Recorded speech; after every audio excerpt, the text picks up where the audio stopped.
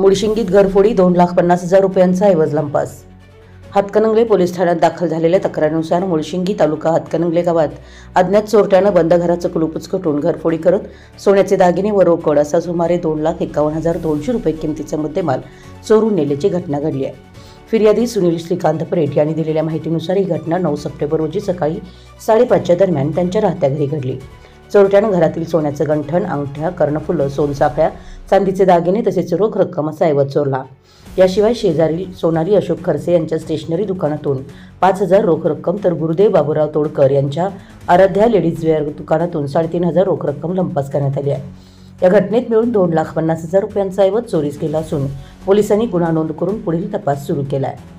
अधिक तपास पोलीस उपनिरीक्षक पिलाने यांच्या मार्गदर्शनाखाली सुरू आहे। आपल्या परिसरातील महत्त्वाच्या बातम्या पाहण्यासाठी आमच्या नवसंकेत न्यूज चॅनलला YouTube वर सबस्क्राइब करा आणि बेल आयकॉन प्रेस करा।